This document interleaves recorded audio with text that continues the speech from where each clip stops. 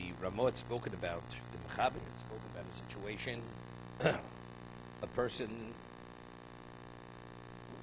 has a choice, either go to a location where he could daven Musaf, or go to a location where he could have the Tkiyos. Of course, he should go to the location where he had the Tkiyos, because one's the rice, one's Drabonon. Then he says, what about if it's a situation where he definitely could daven Musaf in one location, the other place there's a question whether they'll have a shofar there. Even then, you should go to the location where it's a question whether it may have a shofar, because of the rice l'chumrah, right? Whenever you're in doubt regarding Torah obligation, you have to be more strict, more stringent. So you should go to the location where they may have the shofar. Okay? Well, they may go there, maybe nothing. And they'll lose out on Musaf, doesn't make a difference. Then the Ramah says, what about if you can do both? Right? Let's do what it says. Miu im yochel elch mokshim ispalim, yeshos bayom shishma achkachat kios, mokshim tokim. First go to the location of Musaf. If there's enough time during the daytime, we'll be able to afterwards go to the location where they're going to have the Kiyah shofar. Both things. He says, even on the second day, although it's rabbinical, even then, shofar takes precedence over Musaf. Because we treat the second day like...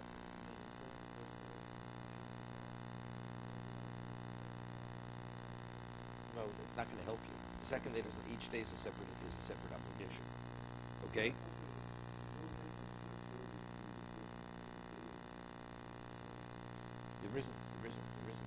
There is a difference on a Torah level. On a Torah level, there's only one day Rosh Hashanah, right? Second, why do we keep the second day Rosh Hashanah? Rabbinical, correct? But even though it's rabbinical, so you'd say Musaf and shofar on par. Even then, but we treat it like it's a doraisa. So therefore, if you have a choice of going to one or the other, shofar again takes precedence over Musaf. Okay? So here, 1 second. Kaim shtei mitzvahs chalayom. What? Kosher. What? No, we're talking about he doesn't have a master. He doesn't even have a master.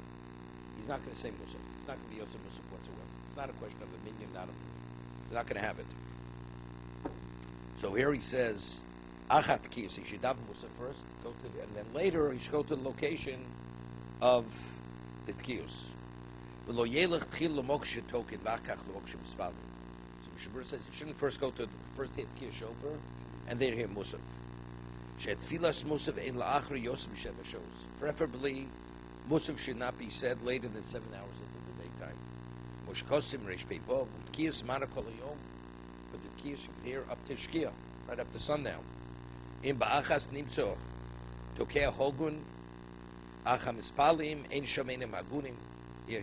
question he has. If you have a situation, you have a proper Baltukeya, but the ones who daven in the minyan are an unsightly group. You don't want to be associated with them. They're not proper Jews. The Baltukeya is okay, but the minyan is not such a good minyan.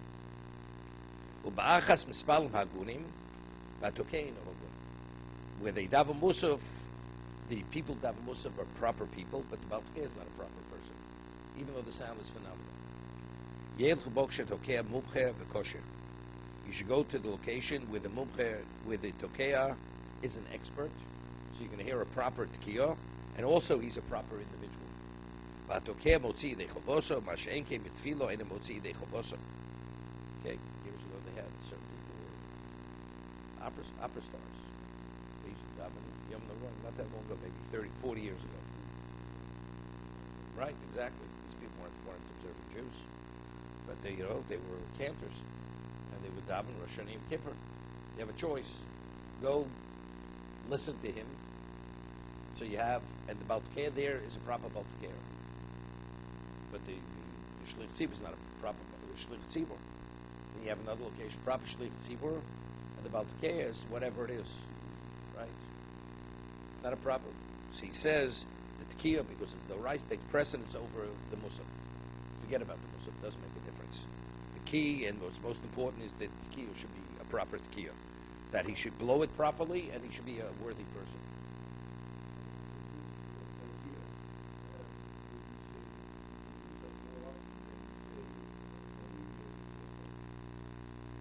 Good question. But we're dealing on a Doraisa rabbinic level. We're pitting a Doraisa versus a rabbinic. Right? So, Doraisa, a Torah law takes precedence over rabbinic law, even though one is more frequent than the other.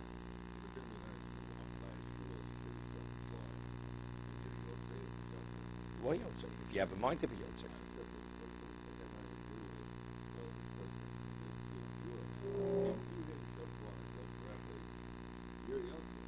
No, only if you want to be Yotzei. If you want to be Yotzei. We're not saying you're not Yotzei with the inappropriate shofar blower. We're saying now if you have a choice to go where one is a more appropriate shofar blower and the other one's less, which is a better choice? That's what we're talking about. Okay?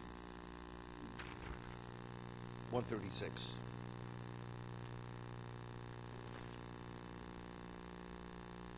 Really holding 136. That's what we're holding.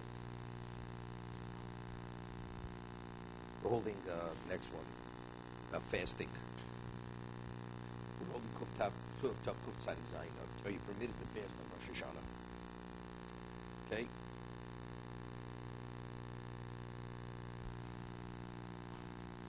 He had said the Mechaber on Aleph, Ochle b'shosas smechim ve'misan Rosh Hashanah v'lo b'Shabbat. One drinks, one eats, one drinks, one rejoices. One does not fast on Rosh Hashanah and not on Shabbat Shuvah.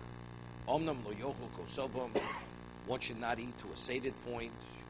Levad lo yikolu rosham. That you should not reach a state of levity. V'tiyiras Hashem openeim. And the fear of Hashem should be on the person's face. Base. Yesh mekom shekabolo biyodam shkol misharogel l'sans b'Roshana u'mishana rigiloso ve'enu misana enu mashum shnoso. There's certain locations that they had a Kabbalah. It was part of tradition that a person normally would fast on Rosh Hashanah, and he changed his behavior pattern, and he did not fast. That person will not live out his year. Will not live out his year. Hago b'sheinu yori lenafsho. But a person who's not concerned for himself, ein tzorach lisanos kol yomov. Tzorach haTorah k'moshan neder. He doesn't have to fast for the rest of his life, but he should what? He should be matin neder. Initially, he would fast on Rosh Hashanah. So evidently, there is a basis. Normally, a person says he's going to fast on a regular Yom Tov. It's not valid, right? Because you're not permitted to fast on Yom Tov. Rosh Hashanah is not simple. Some hold that you are permitted to fast. Let's see the Mishna Berura. Yesh mekomos hamisana b'Rosh Hashanah roy shel yilmod kol hayom. Person who fasts on Rosh Hashanah, he should study all that the whole day. Or yasud b'tchinos u'ba'koshos kedei sheyikul Hashem. What's the head of the fast? You shouldn't be fasting. The Miri says that although one doesn't fast on Shabbos and Yom Tov, but since Rosh Hashanah, a person is so overwhelmed with and so instilled with fear. It's like, what happens if a person doesn't have an appetite to eat? If you can't eat, you have to force yourself to eat. You're not obligated to eat. You're not obligated. We're not talking about a person who really is hungry and he wants to eat, but he's resisting eating. That's the Miri. A person who's at that level, he doesn't have to eat. What? No, sir. The person doesn't fast on Rosh Hashanah. Nothing. With personal fast doesn't make Kiddush on Rosh Hashanah. It's evidently not. If you can eat, you have to say Kiddush. Nothing. Person's fast. Person's a day fast. It's not a night fast. It's a day fast. Same thing. Fast both days. This person's fasting. Well, he's eating at night, fasting both days. Again, he speaks. If a person has such a custom, today nobody fasts on Rosh Hashanah.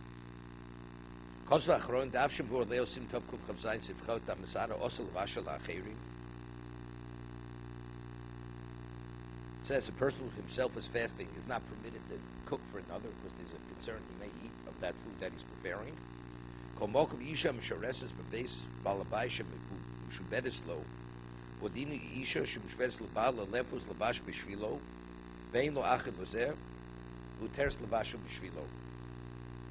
Let's say the person has a job, a responsibility, the woman is the cook in the house. She's cooking for her employer who eats, but she's not eating. It's not a problem, because she has no choice. Kol mi sherogel hainu sholish pomim. Person who's fasted 3 times, that's a chazoka. Umeshana regiloso hainu linyin yom. Avalaisha Rosh Hashanah bari oselisanos called the alcohol shari yomtiv. He says, we're speaking, there's a day fast, not a night fast. To fast a 24-hour fast, everybody agrees the person is not permitted to fast. Okay? There's a question word. That's a doraisa.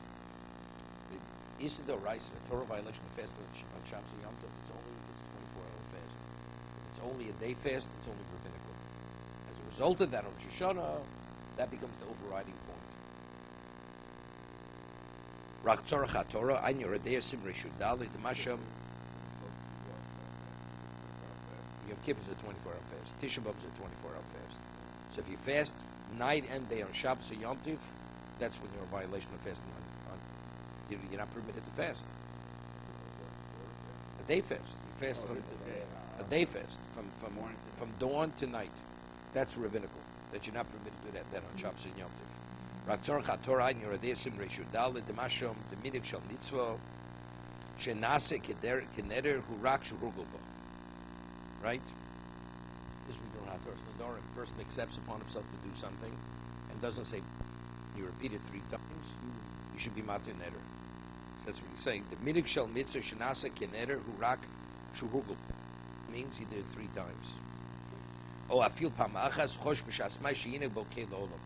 Or a person does it once, and when he does it 1 time, he has in mind he's committing himself. He's always going to conduct himself this way. So again, 3 times. Without saying bli neder, although you never thought in mind that this is going to be your normal behavior pattern when he eats hatoras nadar, or he does it 1 time and he has in mind, I'm going to do it now and I'm going to continue doing it. Then he realizes it's too much for him. He has to be matir neder, although he did it once. But if it's not one of these 2 situations, it's not considered he made a neder.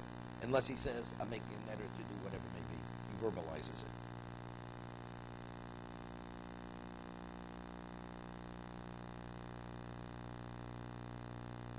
It's not simple. People say to me, I speak to people, it's the best way. Rabbi, I will be there Monday morning. I definitely will see you. He doesn't show. It's a neder. It's a neder. The Gemara says, person says he's going to do something, which is he's going to study a chapter, perek. He's bound to study that perek. I'm going to do a mitzvah, and he doesn't carry out the mitzvah. And he did not say bli neder. He's in violation of a neder. So it's always best that whenever you make any type of commitment, you always say bli neder. You always say bli neder. You know, one time the Siddur was never printed by Kil Molay, by the Yisker. Bli neder. Person obligates himself to give tzedakah. So usually said, I will give tzedakah. Right? Tzedakah. But today's printed is bli neder. They will give bli neder tzedakah. Right? Some siddurim, not all siddurim, because if you say as it reads, you verbalize it, especially.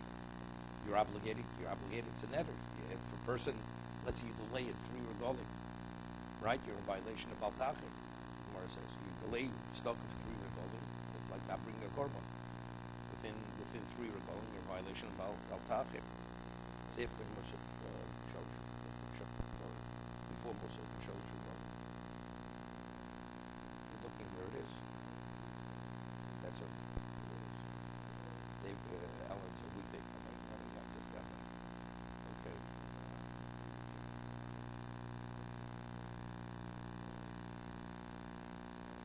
They do say. No, he doesn't say bli neder. It's not up to him to say bli neder. It's up to the one who says, what are you giving? But it's not up to him. It's really up to the one who says.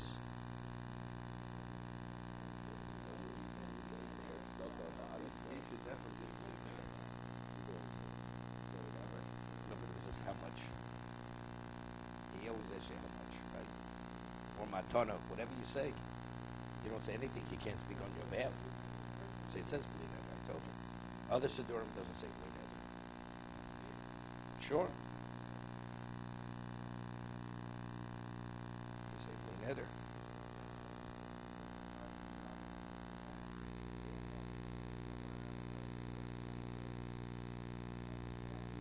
It's part of the text to say it. Although a person should articulate every one of the situations, but since we have so many, we can't, right? We can't enumerate them.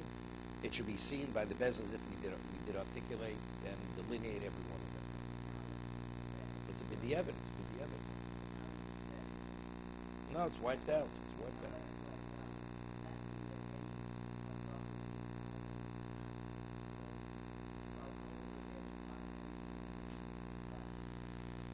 But you're saying that except for bar mitzvah.